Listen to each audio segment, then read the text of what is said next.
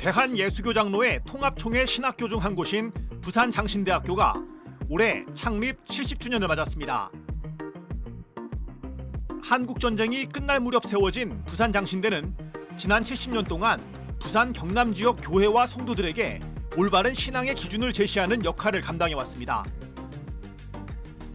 부산장신대 천병석 총장을 만나 학교에 대한 소개와 더불어 70년의 다짐을 들어봅니다. 총장님 안녕하세요.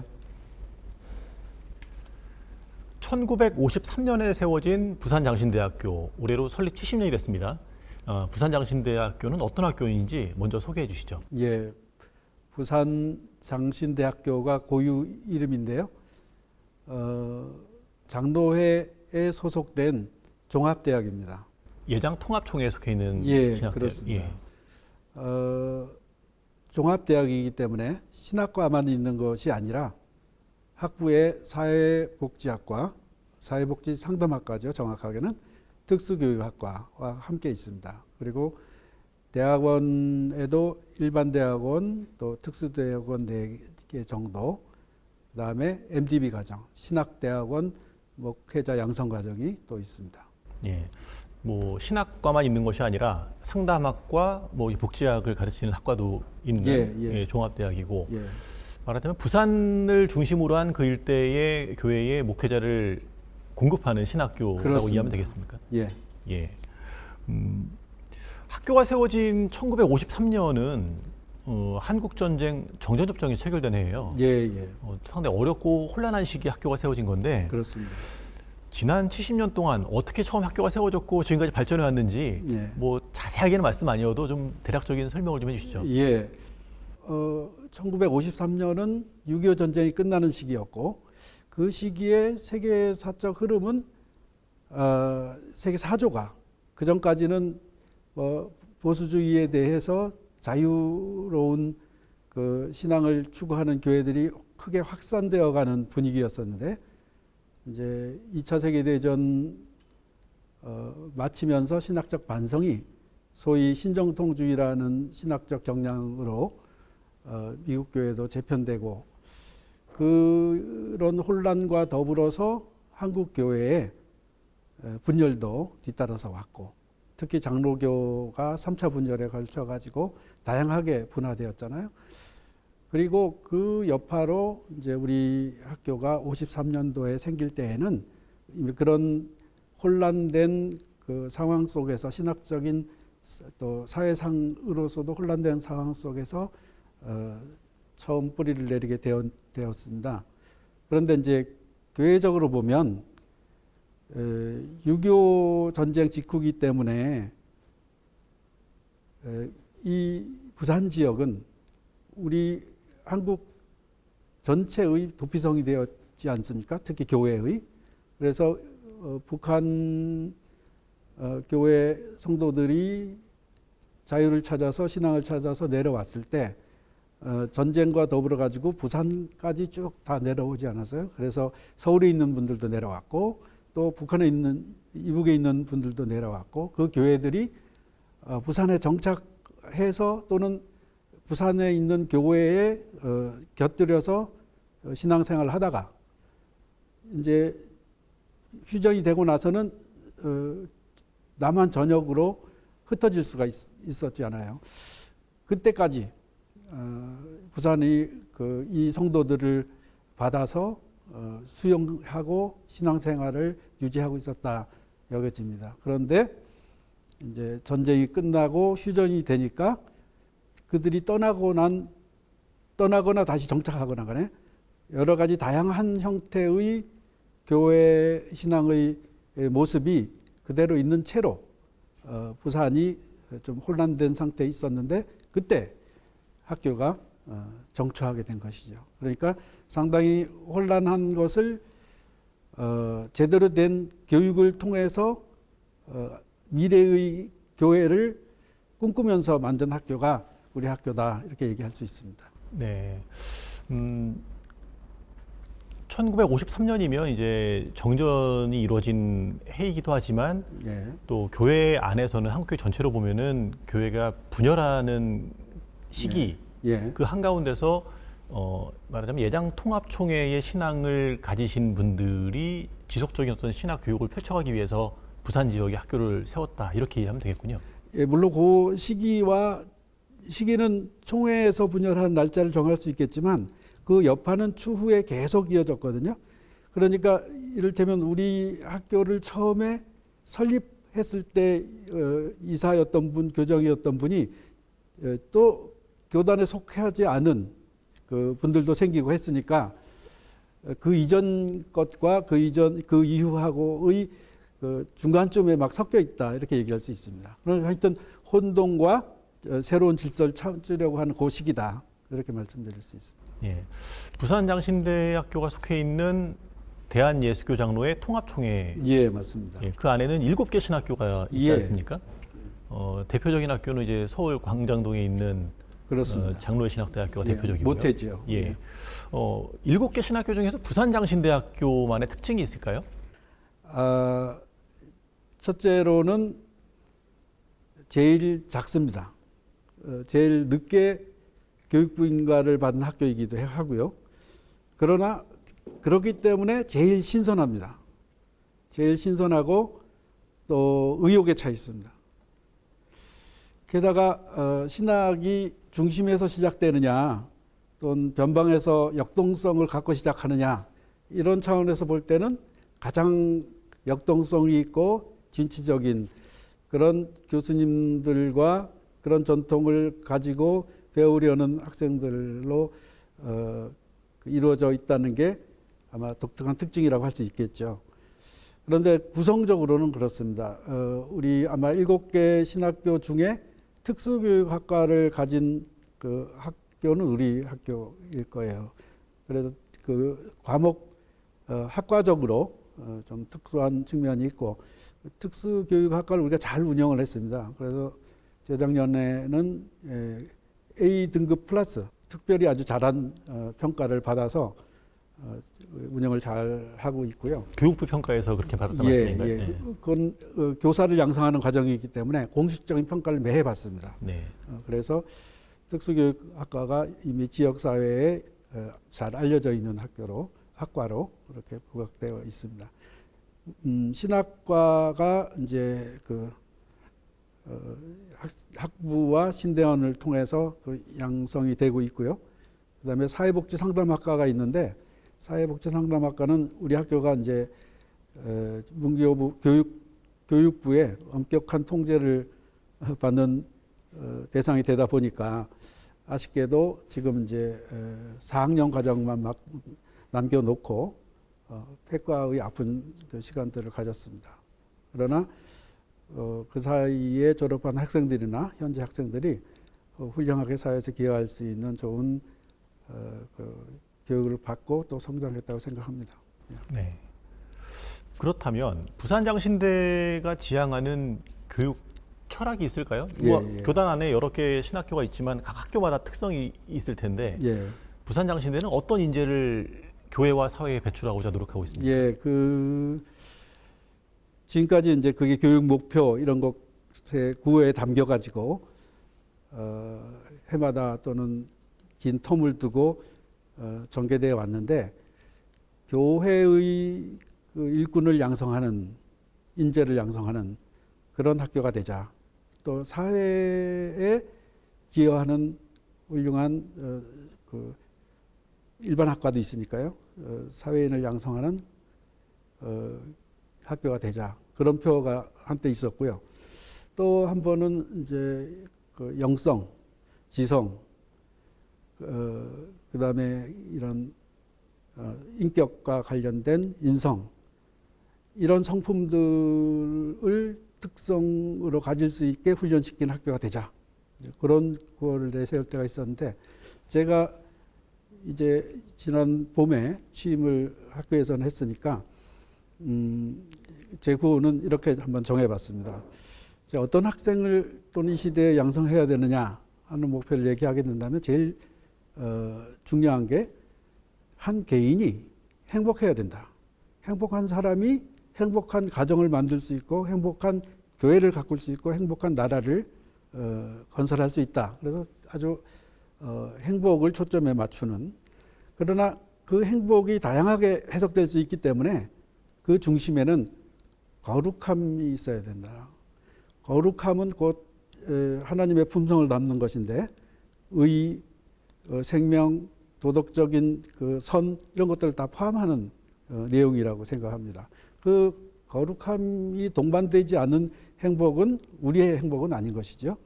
그래서 행복, 거룩, 그리고 꼭 필요한 성품으로서 또 능력으로서 중요한 것이 뭐냐 하면 창의성이라고 생각해요. 거룩하고 행복하되 그러나 그것이 그냥 누리는 것이 아니라 늘 생산적이고 새롭고 의욕적으로 자신의 미래를 개척할 수 있는 성품, 이 세 가지 표로 그래서 그것을 쉽게 이제 구호로 만들어 봤는데 맑고 밝게 그리고 새롭게.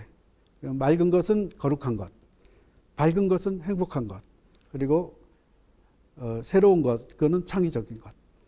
그 성품들을 갖추게 된다면 아무리 혼란한 시대가 된다 하더라도 역사의 어떤 시기에 처한다 하더라도 궁극적인 진리를 삶 속에 체화시켜서 의미 있게 살아내는데 도움이 되지 않을까.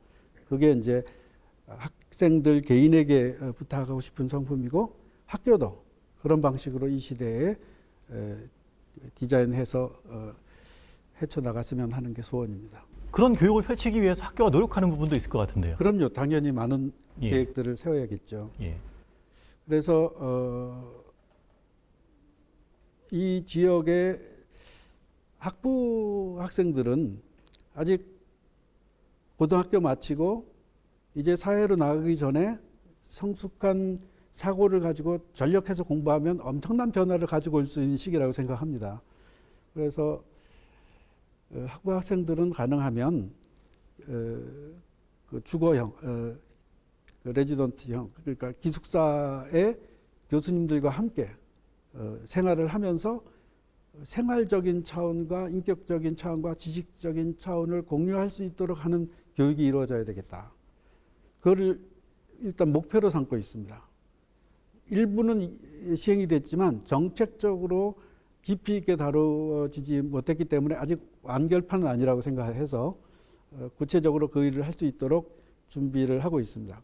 그리고 우리 신대원 학생들은 이상적인 그 학생의 목표로서 제가 생각하는 건 뭐냐면 이 지역의 특성을 살려서 인재를 배출해야 되겠다 하는 생각을 가지게 됐어요.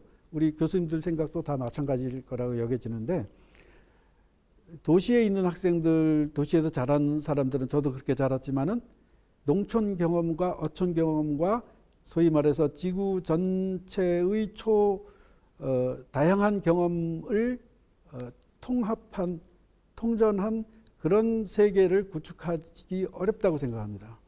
이론적 지식, 만들어진 교회의 세팅, 콘크리트 문명 위에 세워진 도시 문명, 거기에서 영성을 추구하고 삶의 깊이를 논하기에는 하나님께서 창조해 놓으신 농촌 전체, 어촌, 대양과 그 다음에 그 산과 물이 어우러진 자연세계, 이것이 우리는 일상적이거든요. 부산 지역 또 김해 지역은 한국에서 수도권 제외하고는 다 시골이잖아요. 서울과 시골로 나눈다면.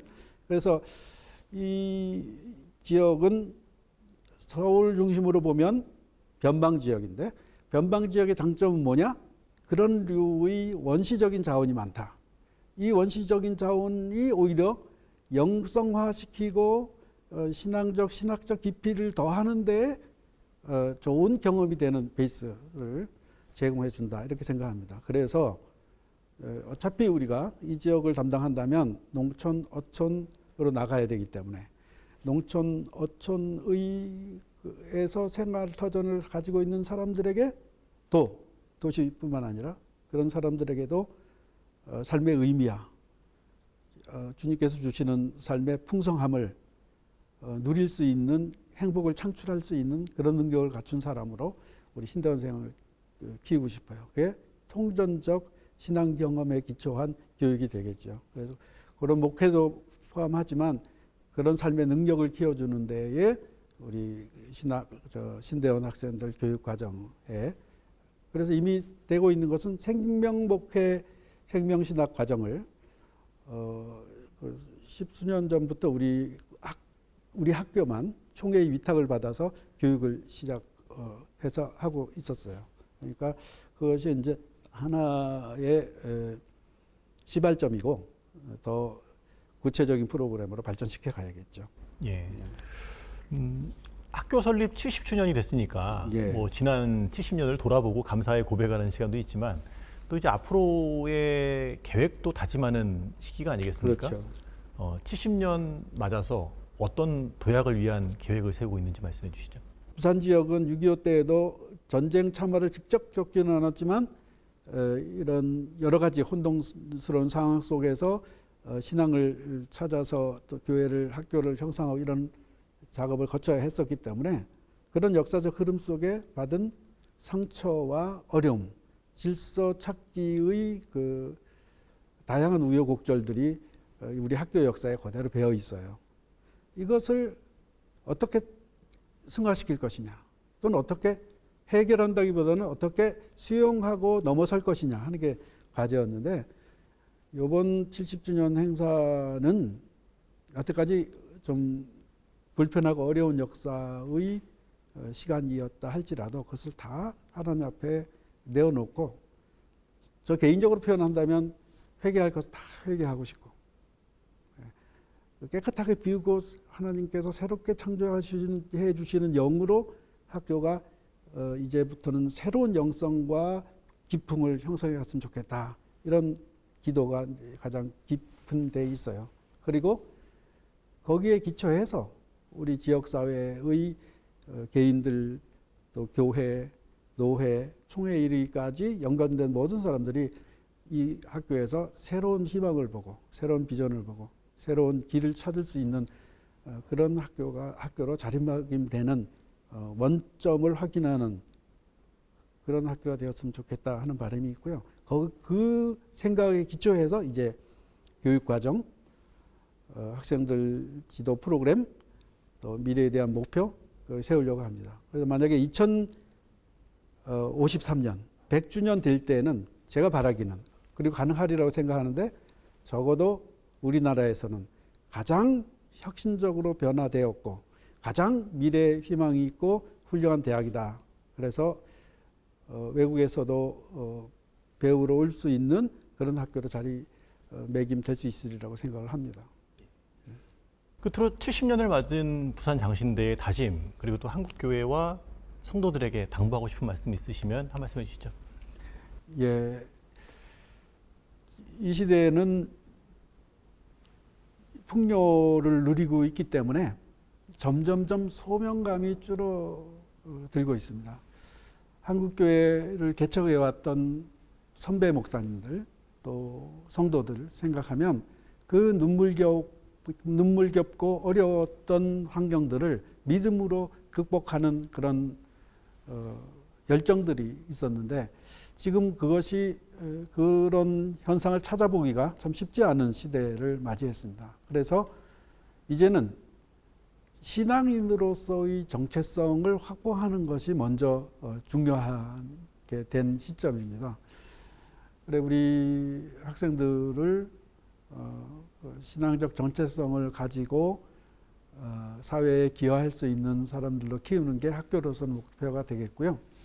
이제 교회와 사회에 바라기보다는 감사하고 학교에서 그 역사적인 경험들을 수용하고 배워서 좋은 가르침을 새롭게 만들어내야 되겠지만 우리 사회가 보다 미래를 향해서 개방적이고 그러면서도 신앙의 전통을 잘 유지시키고 재생시킬 수 생산 능력이 있어서 창의적으로 되새길 수 있는 그런 교회 그런 사회가 되어야 되겠다 생각합니다. 그러기 위해서는 학교에서 생각하고 새로 배우고 숙고된 내용들이 있을 때는 좀 수용적으로 교회에서 적용시키고 사회적으로도 기관이나 또는 문화적 행사를 통해서나 좀 확산될 수 있도록 그것이 좀 편만하게 이루어지는 시대가 되면